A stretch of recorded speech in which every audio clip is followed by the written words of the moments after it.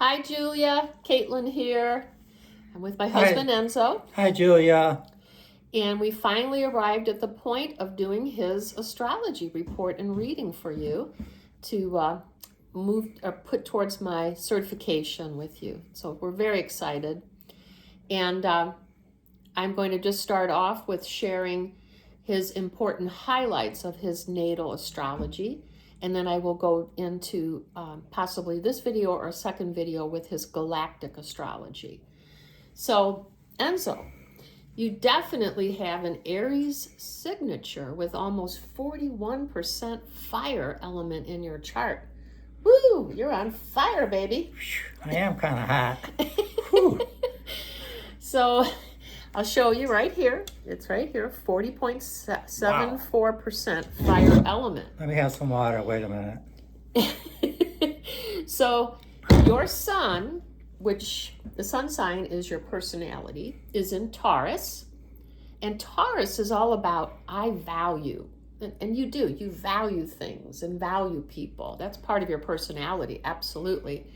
Yet it lives in your Aries cusped house of I create. So the Aries is already kind of impinging on the Taurus right off the bat. And it's in your seventh house of what one shares in relationships and partnerships. So you love to create value in your relationships and partnerships. Isn't that you?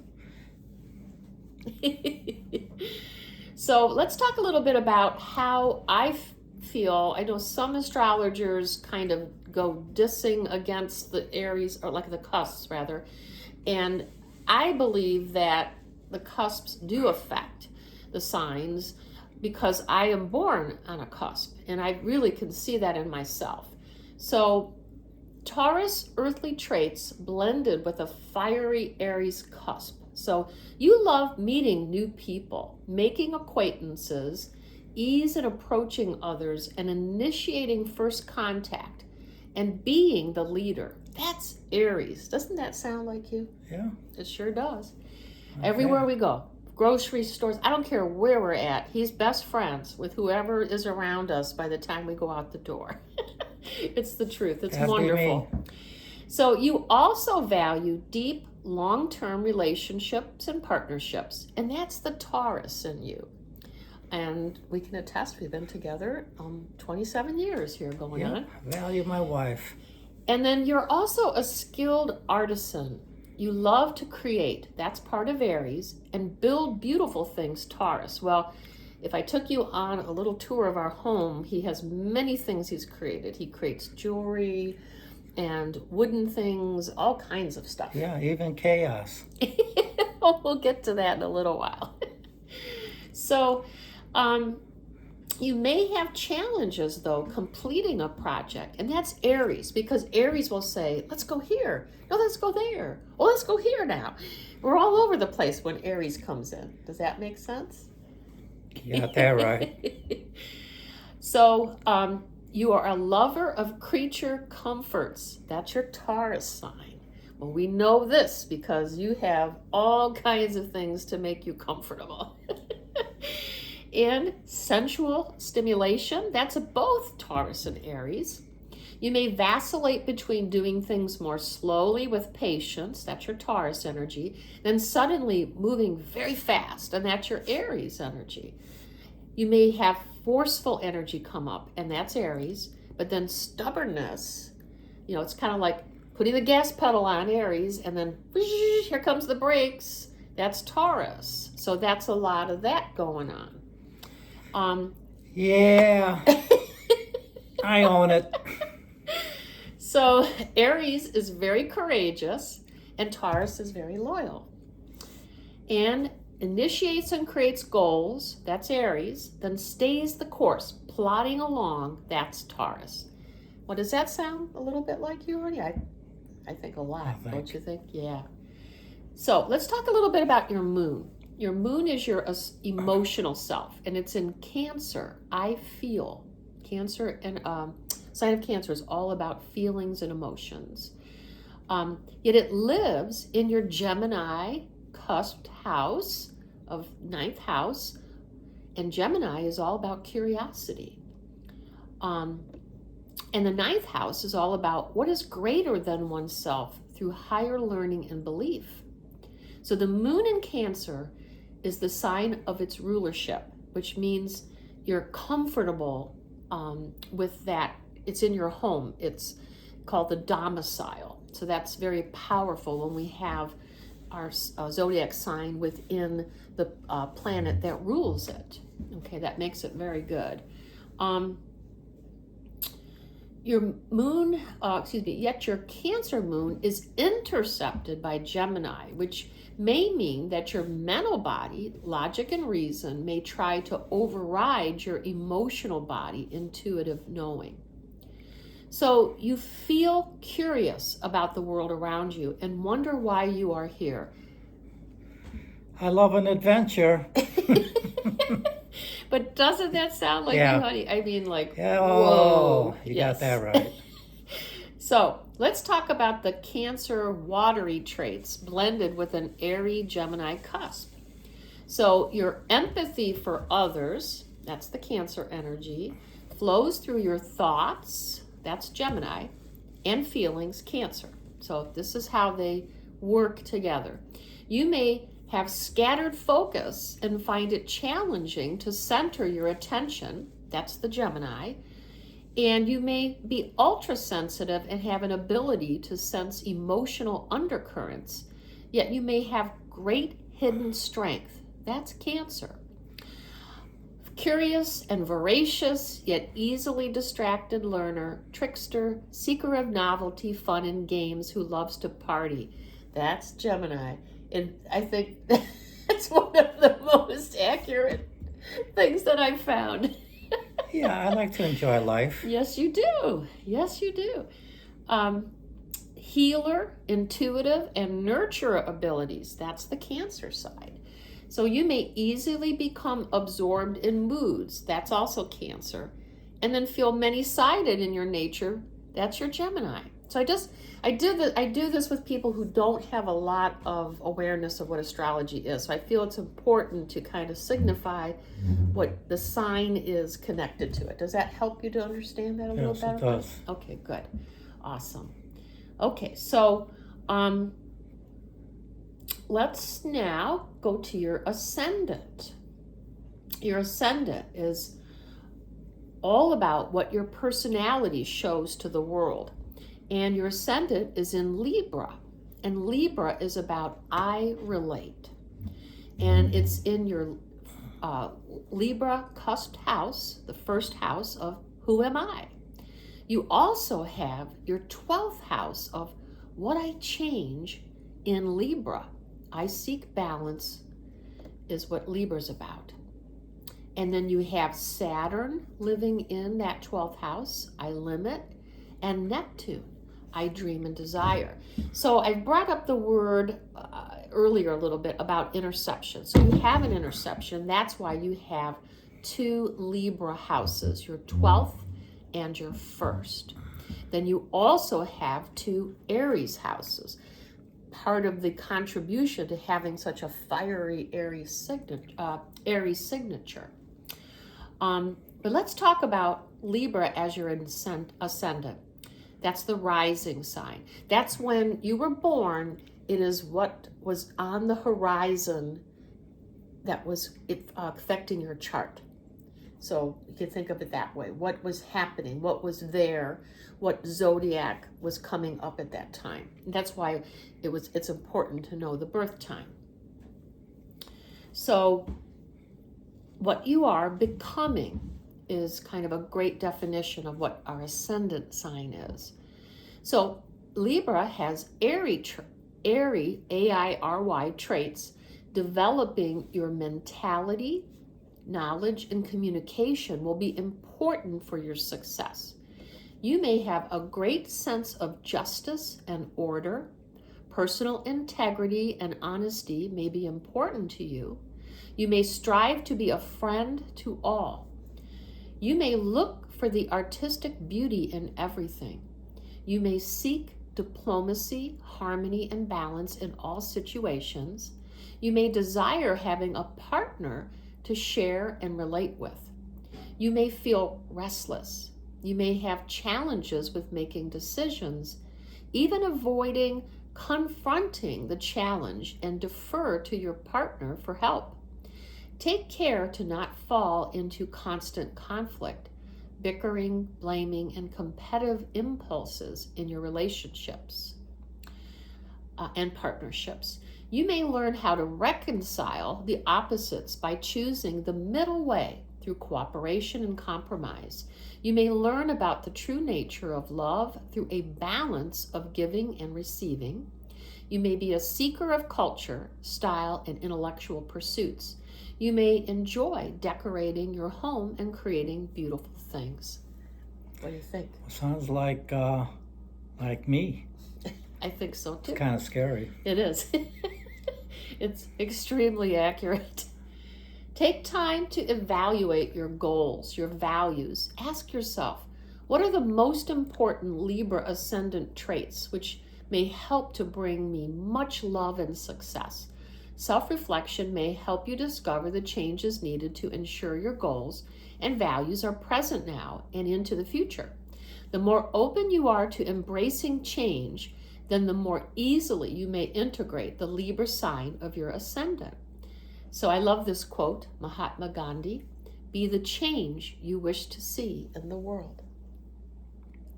I feel you do live that way, honey. I try. It's a practice. You have to go into your resistance. Mm-hmm. So I do practice that. You do. Okay, we're going to talk about your North Node. And the North Node has to do, I like the Vedic astrology kind of definition of the North Node being the head of the dragon. And what's interesting is you were born in 52, so you're The year of the dragon. exactly, and it is the wood dragon, which is this year, 2024. So you're in the specific year that coordinates to your birth year, which is kind of super cool. I would be a dragon, huh? Oh yeah, you are. Well, the North Node is like the head of the dragon, which means that it is seeing our way forward. The North Node is like, where are we going? Where are we heading? What am I here to learn? And the North Node kind of like directs us that direction. So if we pay attention to being in the head of the dragon, we'll get somewhere. Now the South Node, and these are lunar nodes. So the South Node is the tail. So if we're constantly looking back, looking at our tail, it's very hard to move forward. So the goal is to be the whole dragon, to be balanced in the head, bring forward from what we've learned in past incarnations the best whatever that we can carry forward into this new path.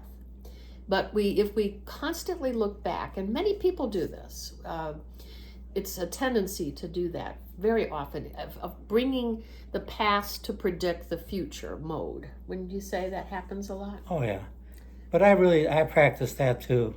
Stay in the present moment. Mm-hmm. I really do, and that really helps. That's the secret to being the whole dragon. I need it for my mental health. Mm-hmm. Releases any kind of anxiety or stress or anything that you're anticipating. Mm-hmm. So, yeah. Absolutely. So, just to get a little bit more specific, so again, North Node, yours is in Aquarius, which is awesome because we've just come into this amazing alignment with Pluto going into Aquarius, and it hasn't been since the late 1700s that we've had this alignment, because Pluto takes almost 250 years to change. So we're going from one, and every astrologer on the planet is yakking about this. So it's really awesome that you are in alignment with your North Node going into Aquarius. And I just think that's good timing on your part when you picked your life. So where am I heading is in Aquarius. And Aquarius is kind of, I am otherworldly. You got that right. And it's in your Aquarius cusp fourth house of what I need to feel at home. Your south node, where I have come from, is in Leo. I show, I express. In your Leo cusp 10th house of what one uses to connect to higher purpose and goals. So, Aquarius, let's talk about that first, your north node. What am I here to learn? So, Aquarius is an air sign. So, we're looking at airy traits. Developing personal growth and fulfillment through intellectual exploration, learning about your soul's evolutionary path. You may be embracing your individuality and uniqueness. You may be a true nonconformist, breaking free of societal norms. I have to look at you because... You got me pegged. Yes. You may be healing your mental body through your own path of self-discovery. You may learn your own growth is central to your ability to work well with others. You may learn how to let go of judgment and prejudice through surrender and acceptance, embracing cultural and spiritual diversity. You may learn how to emotionally detach from situations to bring forth true clarity and impartiality. You may learn how to let go of your resistance to change and develop resilience and optimism. You may learn it is okay to not be the one in control and let go of any neediness to be in charge. Science and technology may fascinate you. You may discover you are here to nurture, teach, and heal others. You may learn that tending to your home is your spiritual path, bringing great joy in your life. As a great humanitarian, you may find your home, quote unquote, is open to many people, fellow souls, family of light, as a spiritual vortex of healing energy. Is that it? Well, with what I shared, do you want to speak to any of that? Is anything kind of standing out? Well, give me, you said a lot there. I know, I did. There's Well, just the fact that our home is a spiritual vortex. Well, everything should be a spiritual vortex. Yes. I mean, that's, if you're on a spiritual path, yes. that's what it's about. Yes. Bringing spirit into all your endeavors of your life, everything you do, people you encounter, everything. It's all about connecting to source energy. That's what it's all about. Well, wouldn't you say that, my goodness, think of how many souls have passed through our life, through this home as well, on their journeys. And how much healing that's been offered from you, from me, for a long time. Oh yeah, that's just a compassionate side of me that, sees people through their lenses and they can't see themselves, where I could see the sunny side. And Okay. Let's look at your south node now. Where have I been? It's in Leo. I entertain. In your Leo cusp 10th house of career, reputation, and goals. These are karmic patterns from previous incarnations and or earlier in this life. And you can take your focus off of where you are heading in your north node of Aquarius, with the south node bringing in that attraction. So what have I accomplished, experienced in the past? So Leo garners fiery traits. Neediness for attention, to be noticed by everyone. I'm a ham. You may demand respect with a roar. How do you do that? I kind of I've softened up on that. Okay, yeah, I'd say that. Yeah. Take care to not be overly prideful. You may see life as a stage and you love to make people laugh. Let me entertain you. Yes, you took over for Robin Williams when he crossed over. We know this. Okay. There's no doubt. I don't take life too seriously. Yeah, that's a good thing. Yep. You have a generous and loyal nature, and you really, really do. It's so true. Take care to not give in to laziness habit of shutting down your energy when frustrated. Yeah. I'm glad you finally talked going into my dark side. It was Okay. getting too syrupy there. Yeah, talk about my dark side. Oh, it's coming. I knew it was. Just want to be prepared. So you agree that that can happen Oh, sometimes? absolutely. Yeah, yeah. And you may use your ability to charm and distract others to avoid conflict. That's true. You may have held positions of authority in leadership roles in the past that affected your reputation and may have even caused exile from the tribe. Now, we will talk about this when we get to your galactic. We know this. This is something we found out many moons ago in our own healing work, and we will bring that forward, possibly in our next video. So, Okay. take care to not rely on external sources of validation to boost your self-esteem. Never works. Yeah. Well, I think in the beginning when we were together, you kind of were still there in that mode, but you have changed Well, dramatically in that hopefully area. I change. Mm-hmm. Oh, you have. You really have. It's all a practice. Yes. Change is good. It is. It is.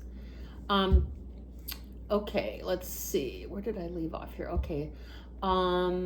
You may have many natural abilities for creative self-expression, and these abilities may become a positive energy when utilized for deeper purposes that contribute to the joy of others. I'd love you to speak to how you make jewelry with that intention. You truly do.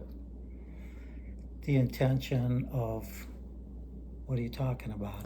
You bring joy to others. Oh, Yeah. honestly, I just make jewelry because I enjoy doing it.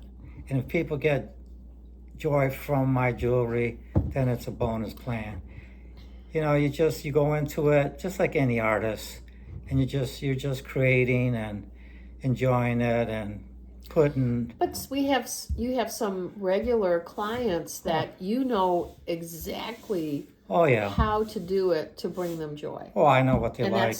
that's you're using your healing energy, and then they tell us Oh how yeah, much it's kind of amazing. it heals them. Some of the Yes. feedback I get from people wearing the different stones, that the benefits they get from the different vibrations from the stone.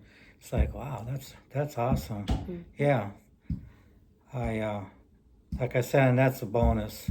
But basically, I just love doing it for the sake of doing it, because it's art and makes me feel good.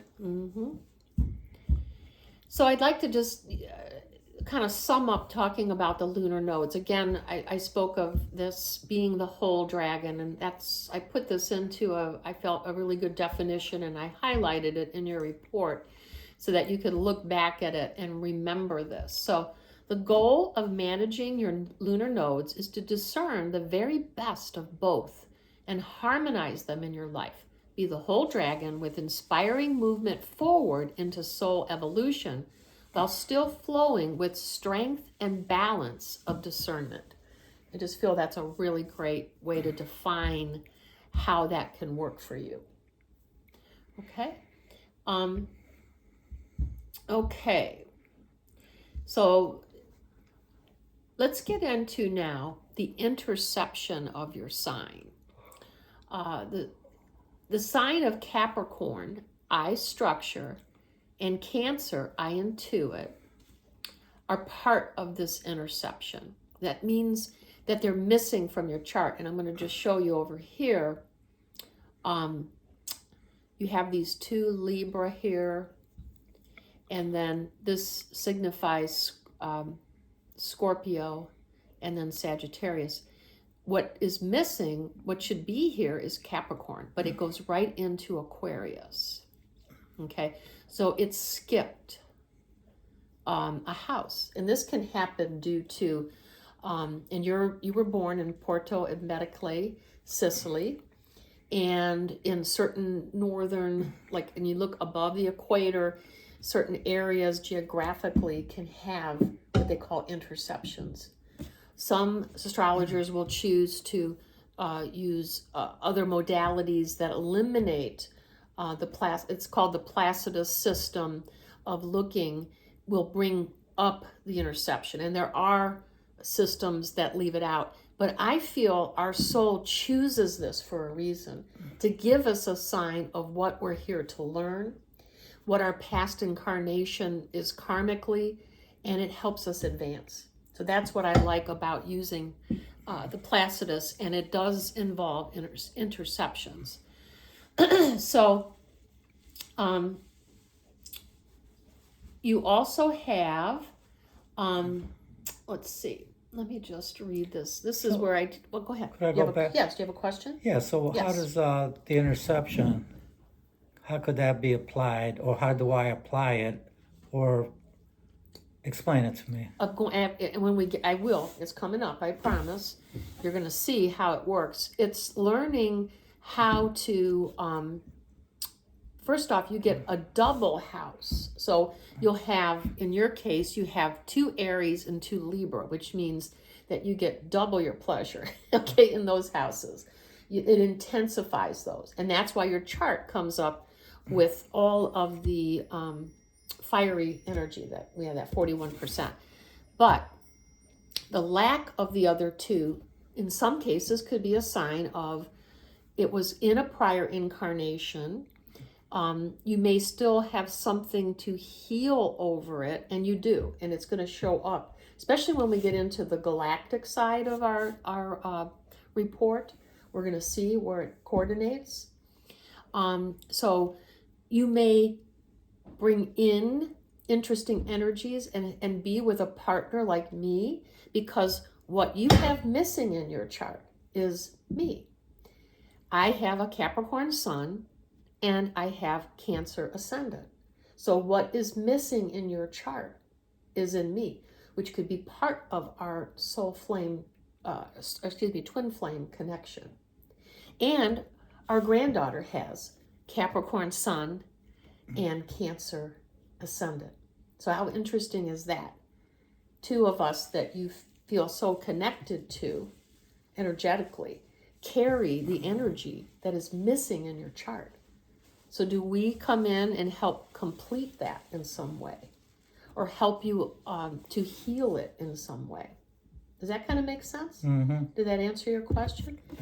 So an interception is kind of like, I'll give you a football thing. So here you are over here, for some reason, Sagittarius, which factors in your chart pretty good too. Sagittarius just threw the ball. This is American football, not soccer. That's how we called it. So you threw the ball and you went right over Capricorn, and Aquarius caught it. That's how I look at that. Okay. So there's a reason I believe that we plan these things from the other side for a reason. And it is to heal and help our soul grow further. Always. So it's nothing, to me, there's nothing in a chart that's bad. I see nothing bad in a chart ever. I see challenges that push us to do better, to grow, to evolve. And that's what I love about astrology, and how it's just merges beautifully with the healing work that we do. That's why we're even involved in it, or I wouldn't have gotten involved in it. Because it's all about, how does this help somebody heal and move forward? This is how it has value. So I kind of summated exactly what I was going to say to you. But I think that I feel it's important that you realize that your signs now within Sagittarius, Sagittarius is kind of controlling your 3rd house here as I show you this to you. So let me read this part. It's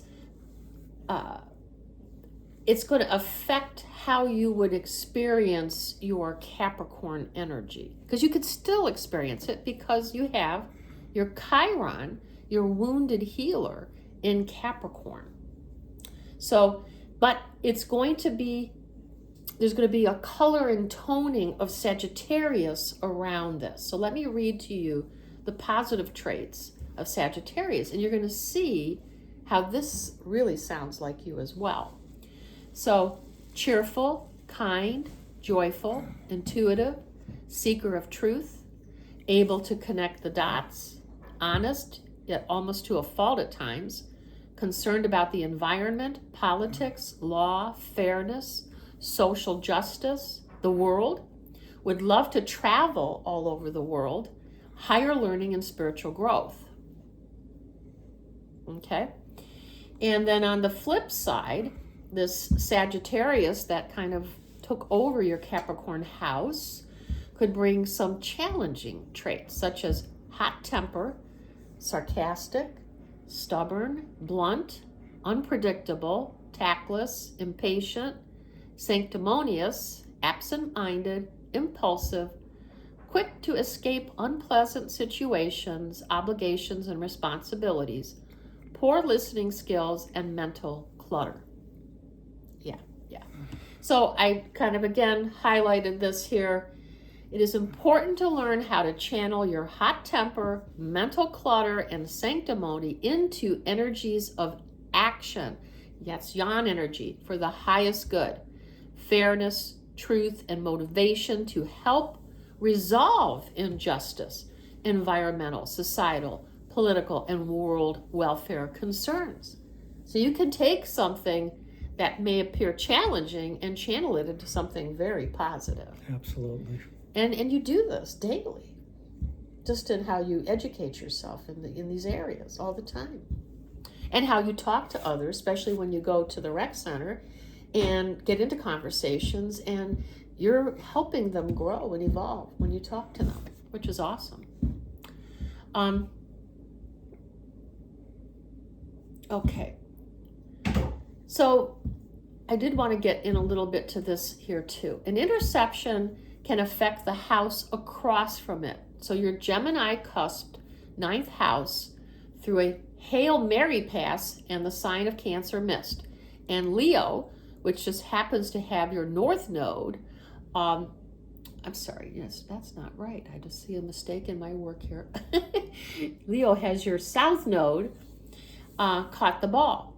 This means that the traits of Gemini may be stronger because the sign that is on the doorway of a house is the ruler. So you may experience your mental body, Gemini, overpowering your emotional body, Cancer.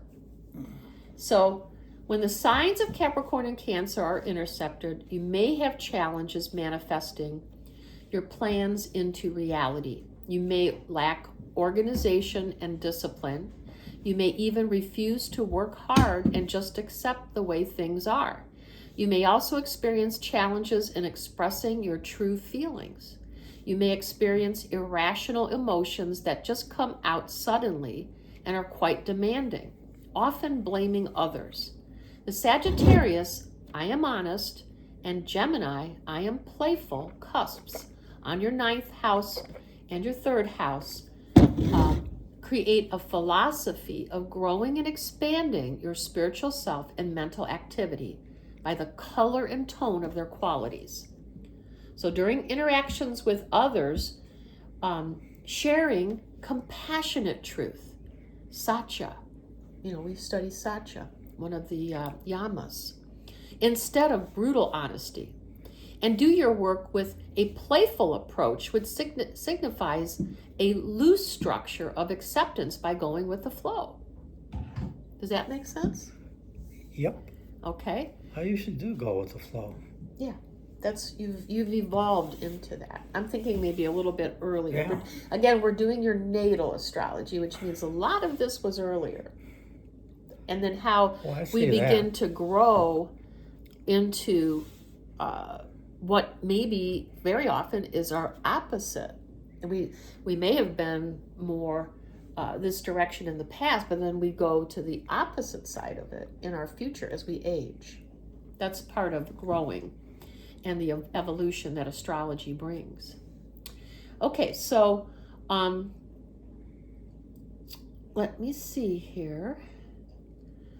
I think I did want to finish up, and then we're going to take a little break. We're almost to the part of the galactic astrology, but I did want to bring in the fact that you do have an intercepted moon in Cancer in your 9th house, an intercepted Uranus in Cancer also in the 9th house, and an intercepted Chiron in Capricorn in your 3rd house.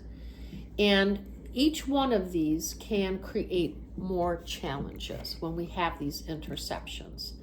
But I really feel that you have grown so to resolve so many of the challenges in your life. And I wanted to share a little bit of this through looking at the Chiron in Capricorn. So, as a child, your main wound was caused by the hurtful ways you were judged for not being successful or good enough. This could happen. This traumatizing experience was then internalized into your inner child as a self-concept of not being good enough. Having Chiron in Capricorn as an adult, you could be carrying this memory unconsciously with the limiting belief of I am not good enough.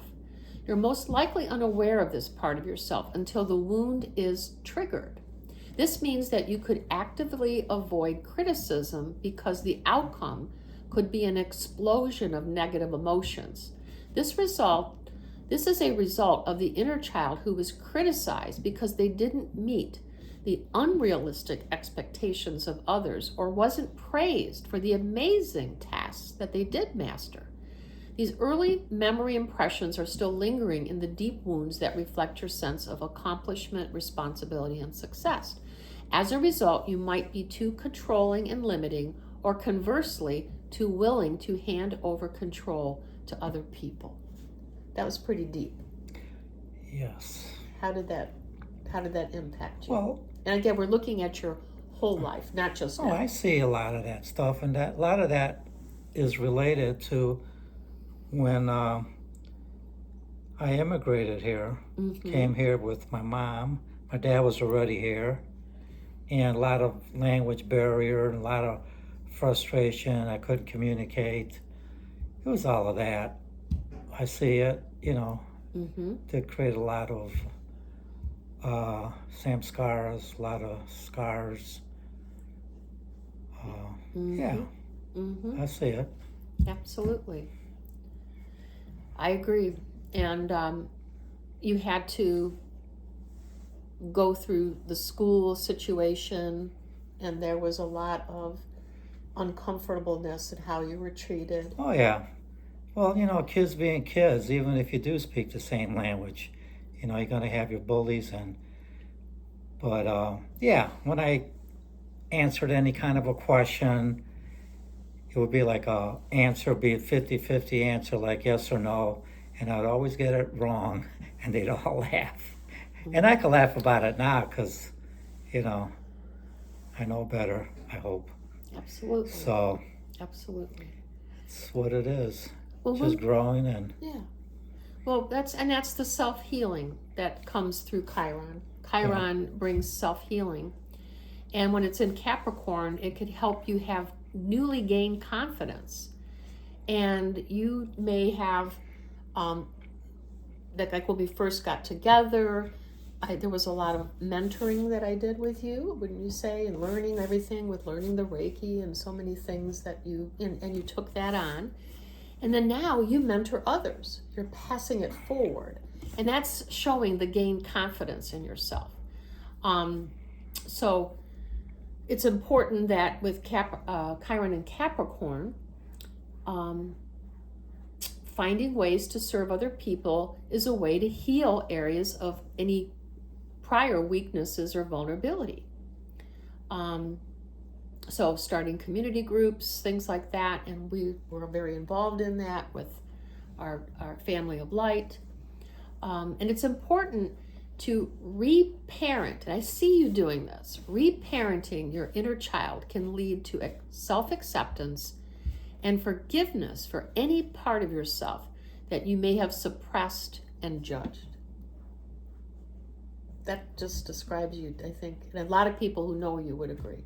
Yep. Very much. So this was interesting. Chiron is collectively in Aries, and also the collective North Node is in Aries right now. This is on the world stage.